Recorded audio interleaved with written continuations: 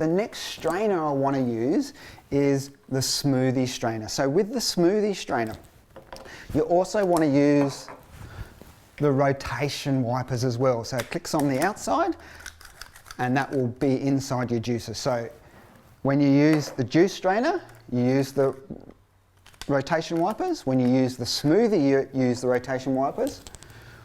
When you use the sorbet, that's when you don't need the wipers. So that should help you when you're putting it together. This one I'm calling a Tropical Delight cold pressed smoothie. So we got some mango here that's sort of 3/4 defrosted. I got some banana. We're going to put in some passion fruit, lime, a little bit of maple syrup, and I've got some coconut water as well for this recipe.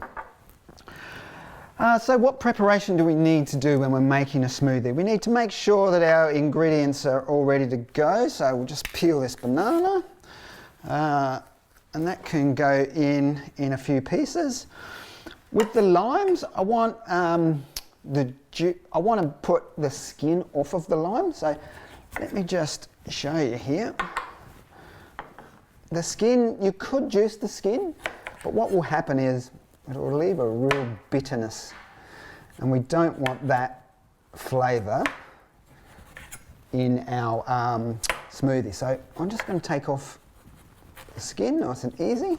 Around the outside, try and leave a little bit of the white pith because there's a lot of good nutrition in that white pith, but not too much because it'll get too bitter, and just that little bit extra. Okay, perfect. With the passion fruits, of course we're not juicing the outside of the passion fruit, even though the juicer itself will squeeze and press it. Again, it's not going to be very good flavour, so you wouldn't eat it. We don't put it in. So let's just pop that open like that. Now the passion fruits are ready to go. So a little bit of the health benefits with the mango. Mangoes are really, really valuable fruit because it helps alkaline the entire body system.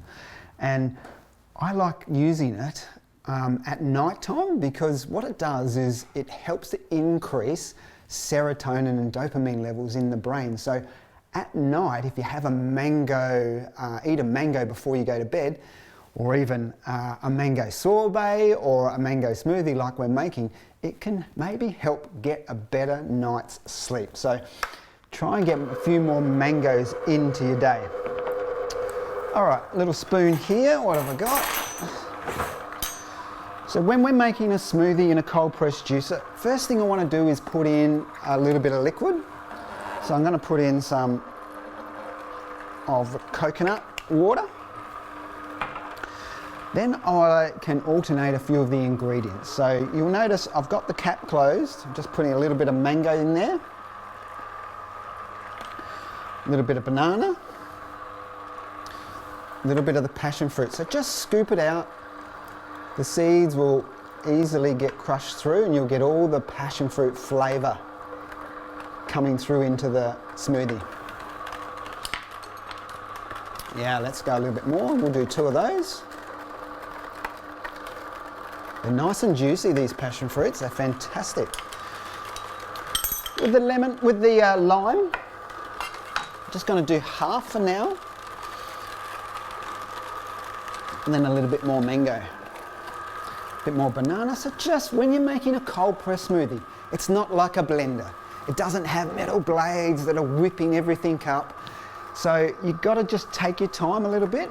The advantages, the biggest advantage is you don't get the oxygen, the air bubbles in your smoothie because we're just squeezing and pressing. Less oxygen means less oxidation, which means more nutrients going into you. So let's release that. Have a look at that. Beautiful. So we can just put a bit more of that in, a bit more banana, a little bit more mango. I'm going to put that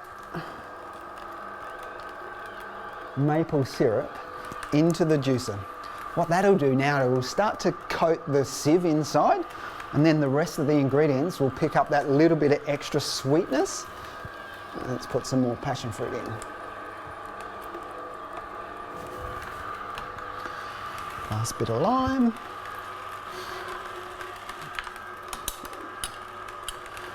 Okay.